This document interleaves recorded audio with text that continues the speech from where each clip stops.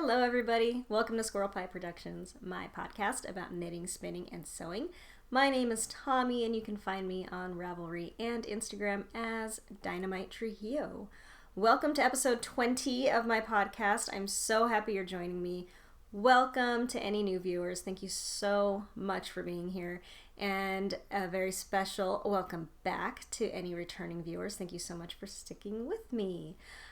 Today is a lovely sunny spring Friday in May here on the Northern California coast where I'm coming to you from. And I'm drinking some coffee because I love coffee. And this is my Ansel Beck pottery mug. Ansel is a very good friend of mine, and he is a very talented potter. He has an Etsy shop if you want to go check him out. His stuff is absolutely beautiful. This is one of my favorite mugs. I love it. So we have a Ravelry group that you should totally go join. It is Squirrel Pie Productions in Ravelry, and that's where you'll find the show notes to this episode and all previous episodes. It is also where you'll find knit-alongs, giveaways, and a bunch of other fun threads. So go check that out. And there is a knit-along thread that is active right now. It is for the... Why can't I never remember the name of my own knit-along? The mini scrap-along. It's because I create these, I name my knit-alongs. It's only my second one. These, crazy, long, complicated names that I think are really clever at first, but then they just become hard to remember. It's the mini scrap-along, and it is where you, if you would like, will take part by crafting with your minis and your scraps and your leftovers. So mini skeins, fat quarters, leftovers, scraps, anything you want to do, you probably qualify. If you can make it work, make it work. Go check out the thread in the Ravelry group and post your progress. You don't have to finish anything. Chatter is welcome. Post your pictures also on Instagram with the hashtag miniscrapalong, and I will pull prizes from both places. So that's running until June 1st, and we are fast approaching June 1st. May is flying by, which is too bad because it's my favorite month and I want it to last forever. What else? Is that it for stuff? Okay, I think so. So first off, with what I'm making, I'm going to talk about what I'm wearing because it's a finished sewing thing, and I am so excited about it. I love it so much. It's another Agnes top. I have made the Agnes top so many times now that I don't even need to look at the instructions anymore as I'm sewing it, which is so exciting because I'm still pretty new at sewing, and to just know what I'm doing is cool. Anyway, so this is the Agnes top that I'm wearing. It's a Tilly and the Buttons sewing pattern, and Tilly and the Buttons is a fantastic pattern company, which if you haven't tried them yet, do it because they're amazing. They're simple, they're easy, they're clear, and they're beautiful. And this Agnes top is my third version of it. I made two regular ones with the scoop neck and the plain sleeves. And I made one that I showed last week or 2 weeks ago, which was the dress version. I modified it into a dress with a gathered skirt. And this one I think is my favorite version. It's also a dress, but it doesn't have a separate skirt piece. I just lengthened the top. And so it's kind of more like a tunic, and I love it so much. I think this is my favorite thing I've ever made. So I used this black jersey. It's really thin, as you can see. It's really lightweight. It's, I think, like a burnout fabric where the thickness of the fabric is all very thin, but it's kind of splotchy in its thickness. So it's got more see-through parts than others.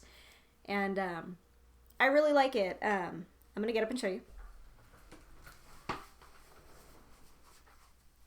So it's all dirty. Anyway. So this is it. It's just a super long t-shirt, pretty much, that's really fitted. I did 3/4 length sleeves, and that's pretty much it. It's, you can't see the full length of it, but it comes pretty much mid-thigh length. And I'm wearing it under some leggings with my hand-spun natural socks that I made for the Natural Socks Make-Along in the Interim Knits podcast group. So this is like my favorite outfit ever. Apparently. I would like to make like 1 million more of these dresses. I love what I'm wearing today. I could wear this every single day. Like, you talk about uniforms in your wardrobe, this is going to be mine. So this like fitted lightweight jersey, tunic top, leggings, and like really thick hand knit socks. Yeah, I'm into it. So I really, really enjoyed making this top, this dress, tunic. Kind of the half dress, half top thing is like my favorite thing to wear, I think. And I really like how it came out. How I did my modification is I took my sewing pattern, put it underneath some Swedish tracing paper, traced it out just with pencil, and then when I got to the hemline, I extended it, but I also flared it out just a teeny tiny bit. And I didn't measure or like use a ruler or anything because that's how I do things. And I just extended it pretty long, cut my fabric out, and then it came down to kind of just above my knee, and then I just cut off the excess that I didn't want and hemmed it mid-thigh length. And I really like using Swedish tracing paper. I bought a roll ages ago when I first decided I wanted to start sewing garments. Because, you know, you get into sewing and you read all the materials that you can find on how to do things and do them well. And I read that Swedish tracing paper was great because you could trace your patterns and then keep your original pattern pristine and then cut up the traced one. Yeah, I never actually did that. I just cut up my original patterns because I'm the worst. And it doesn't matter. You can cut up your original patterns if you want to. But generally what I do is I cut around the whole pattern piece and I include all the sizes. And then I put my fabric down, put down wax transfer paper. Is that what it's called? Wax transfer paper. And then put my pattern piece on top of that. And then use a non-cutting wheel, a tracing wheel, and trace around the size that I want. The wax transfers to the fabric and then I cut it out. But to do this, I used my Swedish tracing paper and I love it. Oh my God, you guys are like all right. Like, of course people know what they're talking about. But let me show you the pattern piece I cut out. So Swedish tracing paper is really sturdy but pliable. I think that's why I like it. I'm not quite sure, but this is it. So that's the top, and I think it would normally end about here, and I just kind of kept going, and if you can see I flared it out a little bit. And if I'm not too lazy, might continue using Swedish tracing paper because it's much nicer to cut from than printer paper, which is what a lot of my patterns are on because they're PDF. It's also a lot nicer than actual printed pattern paper that you would buy in a printed pattern because it's not wrinkly and crinkly and stuff. So that was a really good experience. I like that. But it does add the additional step of having to trace everything. So I don't know. We'll see. We'll see how often I use it. But I have a whole roll of it, which I'm super excited about. And yeah, sewing. I'm super, super happy with this thing. I cannot wait to make more. And I will someday expand my sewing repertoire to other patterns because I have a bunch of other patterns that I want to make, but I just love this one so much. I envision myself making a lot more Agnes tops. Oh, and I went down to the smallest size. Up until now, I had used the second to smallest size, and only the first one came out really well fitting. All of the other ones after that came out a little big, and I finally put it together, went down a size to the smallest size, and this one fits perfectly. perfectly. I love it. So, that's what I'm wearing and what I've been sewing. And I had so much fun sewing it.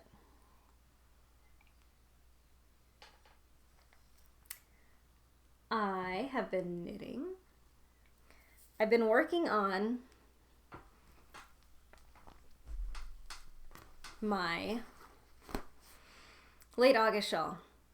I'm not done with it yet. I'm almost done with it. I can't wait to be done with it. So I started the attached edging. And it's really not going that slowly, which a lot of times attached edging can go really, really slowly. But it's going pretty fast because it's pretty small, but it's still just, I'm not done with it yet. So this is my late August shawl. I love it so much. I think it's beautiful. I love it. And you can see what is still on the needles is this much. And this much has already been bound off because I'm doing an attached edging. This is what the attached edging looks like. And I think it's wonderful and lovely and gorgeous, and I'm so excited about it. I love a good attached edging.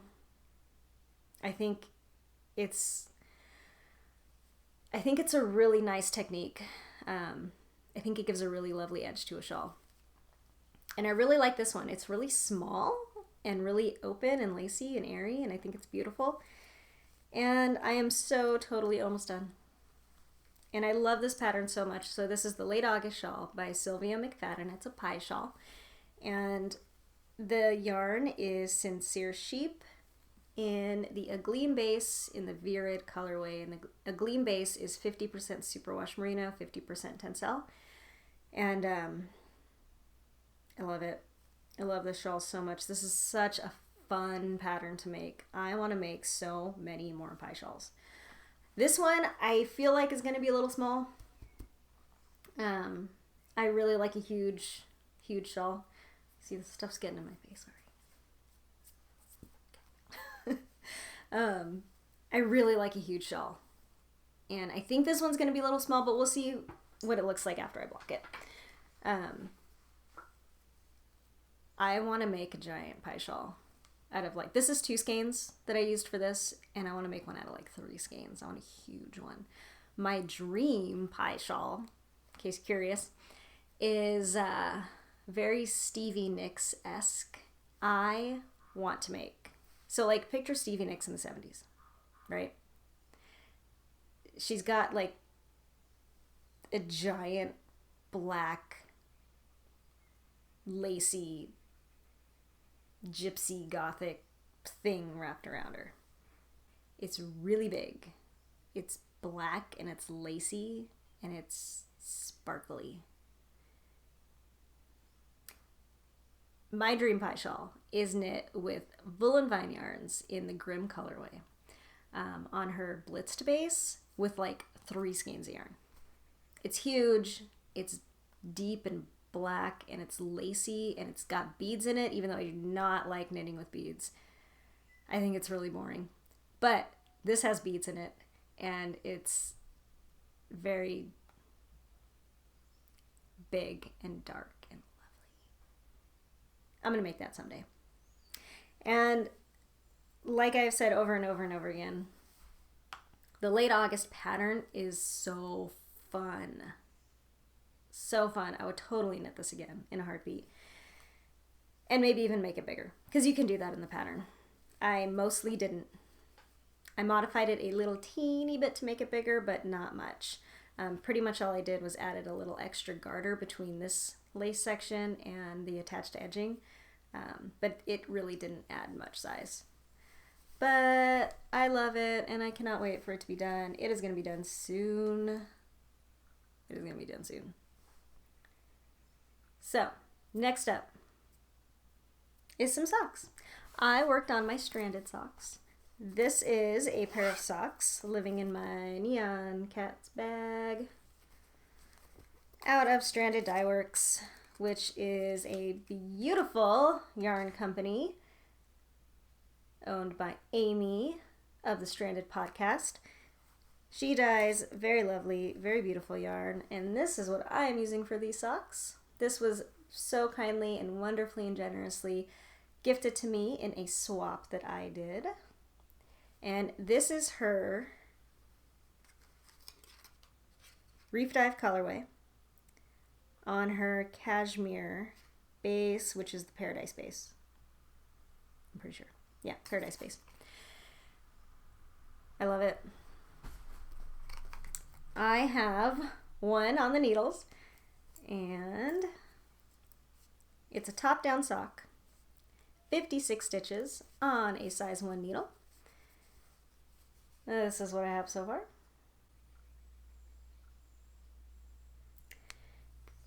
And I think it's beautiful.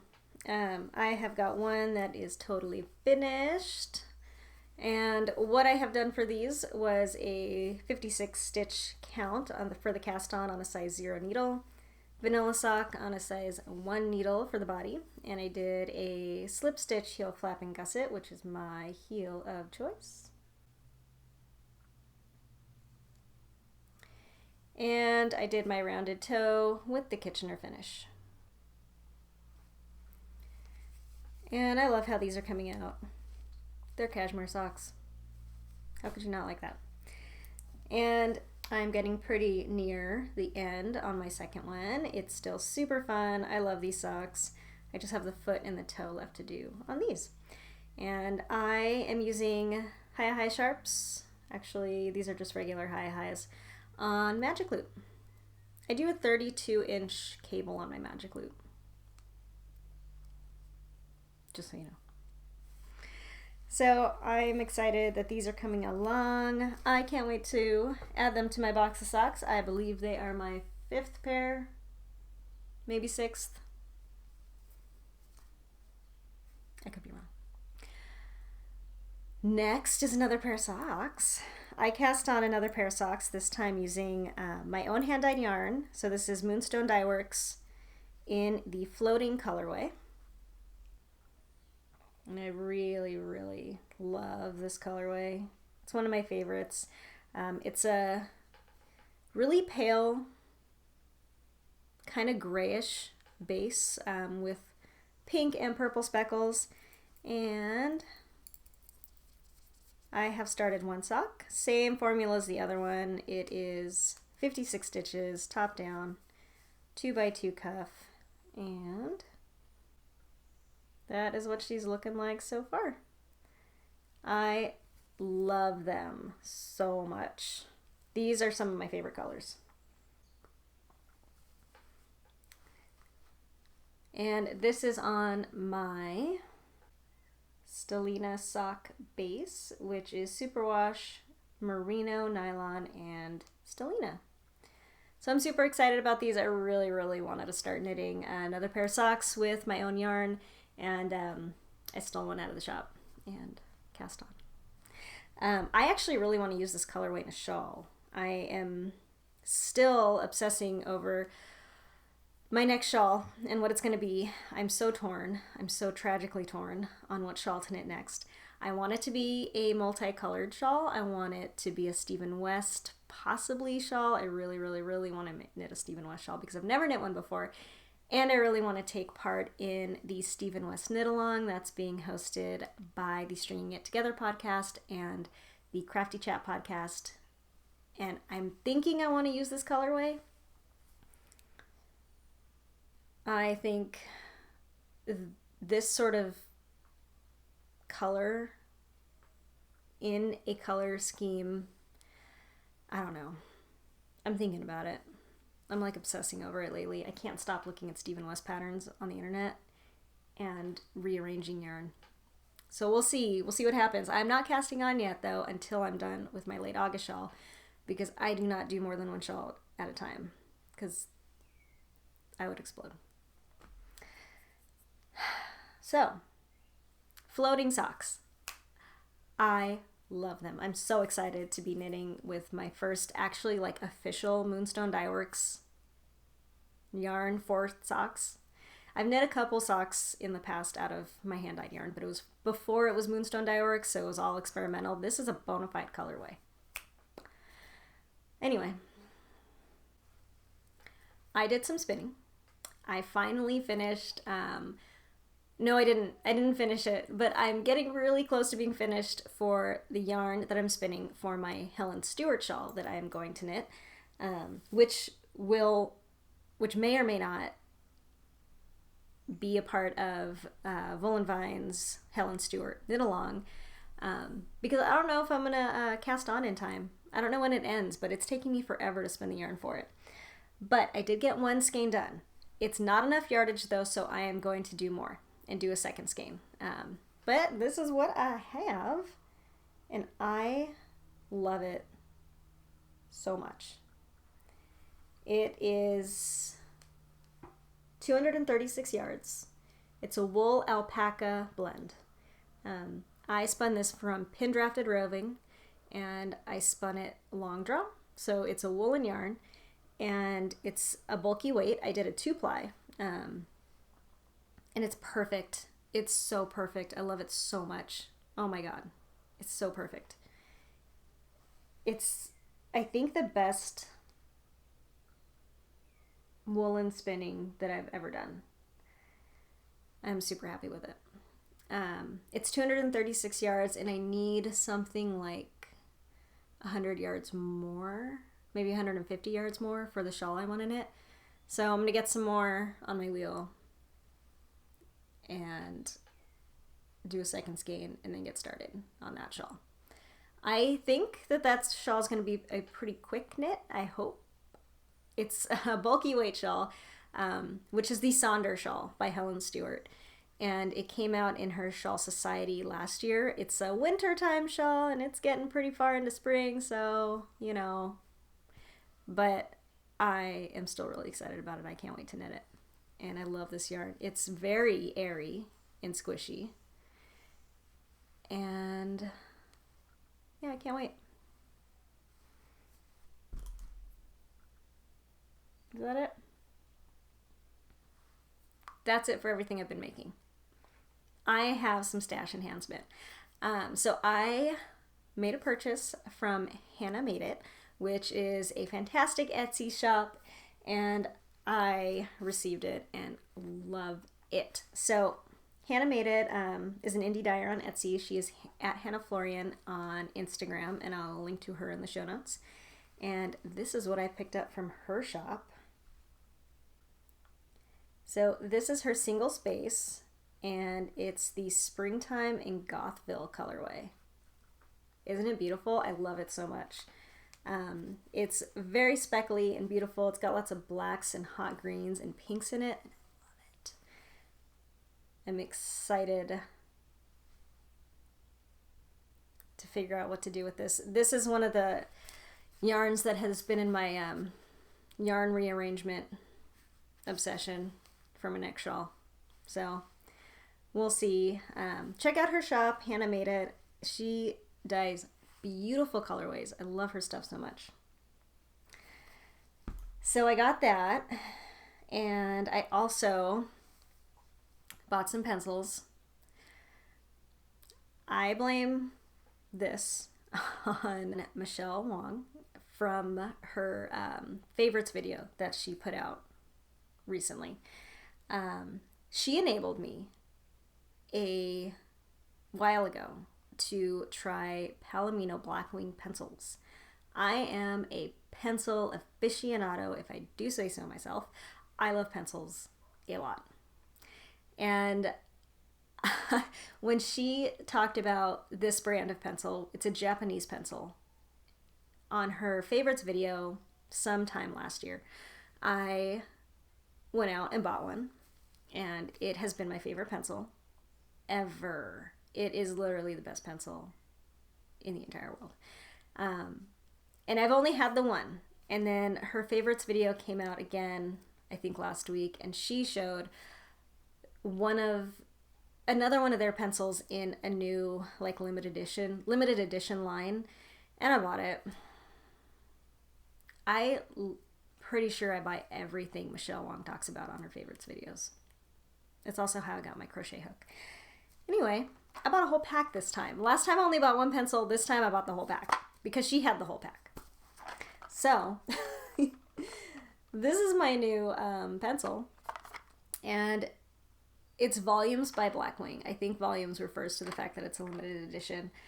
And it's a gold pencil.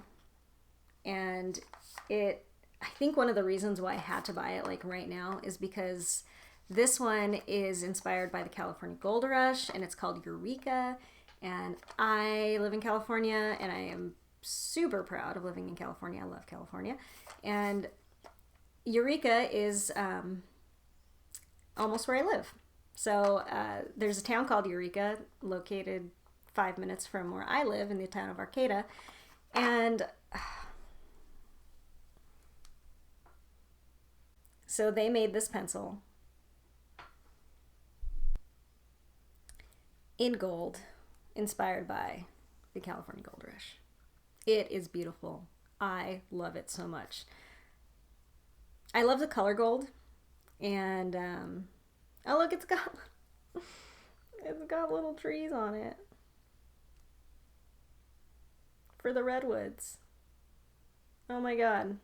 I love it so much. So this is the Palomino Blackwing 530.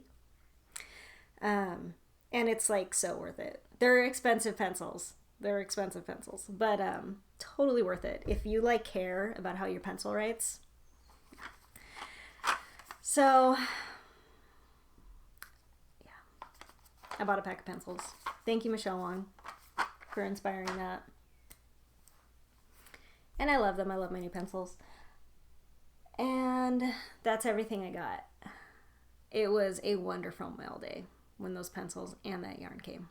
And all I have left to talk about this week is my shop update. So I'm going to be doing a Moonstone Dyeworks shop update on Etsy tomorrow, which is Saturday, May 13th at 10 a.m. Pacific time. And I hope you can make it. So I'm going to show you everything I'm going to put up in the shop right now.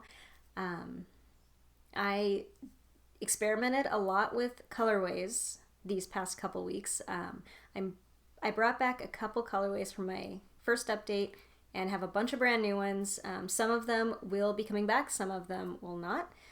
But yeah, I'll show you what I did. So I will have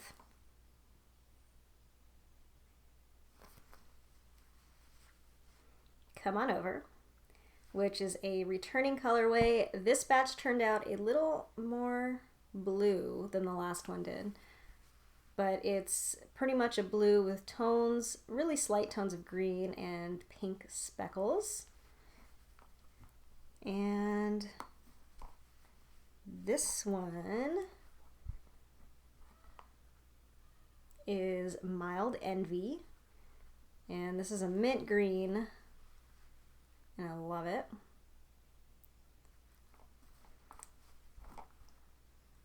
Here we have Plastic Flowers. And these are tones of purple and pink. This one was my experimentation getting to a mint green, which is Mild Envy. This one's a little more grass green with kind of tones of mustard in it. And this one I called what's it called? Ever-filling gin? I forgot. Self-filling gin. This one's called Self-filling gin, and if you have seen this week's episode of the Knit Style podcast, you'll know why. This is named after Rich, who is Sharon's husband, his glass of self-filling gin that he had in that episode. Creepy? No. This is Singles Mixer. It's pretty neon, which you can kind of see. So this has got neon greens, pale pinks, and like a robin's egg blue. This one, which I think is my favorite thing that I dyed this past week, is called El Mirage. And this is kind of earth tone speckles. And I love it. I am bringing back Maiden this week. So she is a pink and sort of really vague forest green with yellow and green speckles. I have got this other new one called Dust Cover.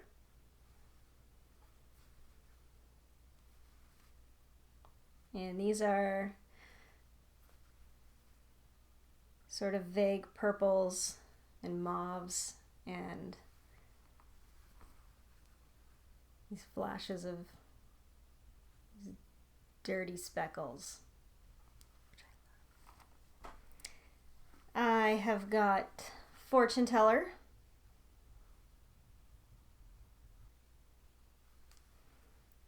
And this is a tonal purple with kind of maroon and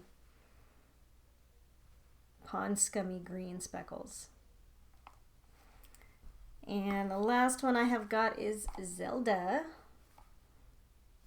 This is it's kind of a deep grayish purple with tones of pink in it. And that's it. That's everything that's going to be showing up in the shop tomorrow. So again, that's tomorrow, Saturday, May 13th at 10 a.m. Pacific time on Etsy. The link to my shop will be in the down bar and also in the show notes. I hope you can check it out if you're interested. And that is it for this week. Yep, that's it. So I hope you all enjoyed watching. If you did, please like the video or give it a thumbs up or whatever you do on YouTube. Subscribe if you haven't yet to be kept up to date on future episodes. Join the Ravelry group. Join the mini scrap along. Have fun. Stay awesome. Love you guys. See you next week. Bye.